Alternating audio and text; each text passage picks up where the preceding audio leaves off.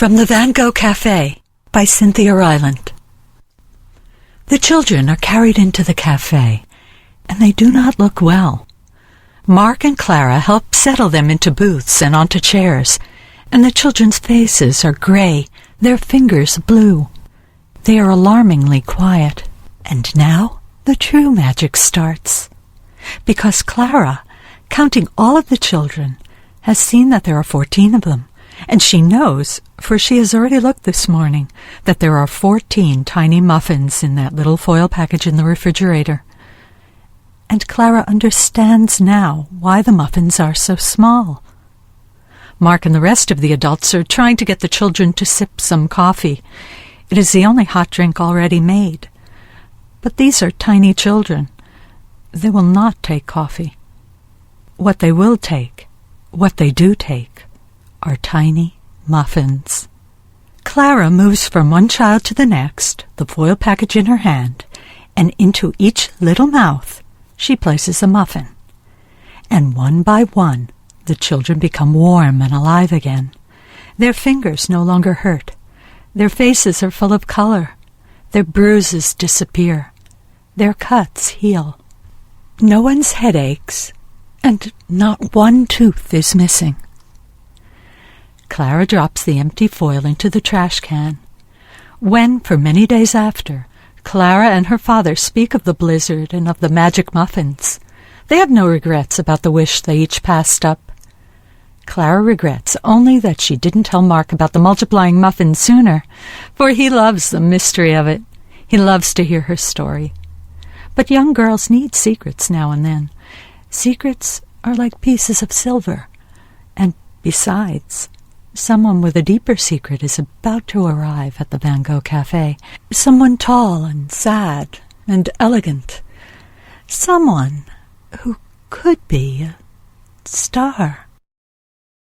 From Alice's Adventures in Wonderland by Lewis Carroll. The table was a large one, but the three were all crowded together at one corner of it. "No room! No room!" they cried out when they saw Alice coming. "There's plenty of room," said Alice indignantly, and she sat down in a large armchair at the end of the table. "Have some wine," the March Hare said in an encouraging tone. Alice looked all round the table, but she could see nothing on it but tea. "I don't see any wine," she remarked. "There isn't any," said the March Hare. "Then it wasn't very civil of you to offer it," said Alice angrily. "It wasn't very civil of you to sit down without being invited," said the March Hare. "Oh, I didn't know it was your table," said Alice. "It's laid for a great many more than 3. "Your hair wants cutting," said the Hatter. He had been looking at Alice for some time with great curiosity, and this was his first speech. "You should learn not to make personal remarks," Alice said with some severity. "It's very rude." The Hatter opened his eyes very wide on hearing this, but all he said was, "Why is a raven like a writing desk?" "Come, we shall have some fun now," thought Alice. "I'm glad they've begun asking riddles. I believe I can guess that," she added aloud. "Do you mean that you think you can find the answer to it?" said the March Hare. "Exactly so," said Alice. "Then you should say what you mean," the March Hare went on. "I do," Alice hastily replied. At least I mean what I say. That's the same thing, you know." From Spy X, The Code by Peter Larangis. 11-11-11. On the 11th day of the 11th month, they would turn 11 years old. Evie noticed this first. Of course, she was older. Born 3:43 a.m. to Andrew's 3:47 a.m. That meant, by her reckoning, she was also smarter, more mature, and more organized. 11 was a lucky number, she said, and anything repeated 3 times was lucky, so this birthday would be blessed twice. Andrew, not to be outdone, pointed out the twin factor. It doubled your luck, so the day would be blessed 4 times. Whatever.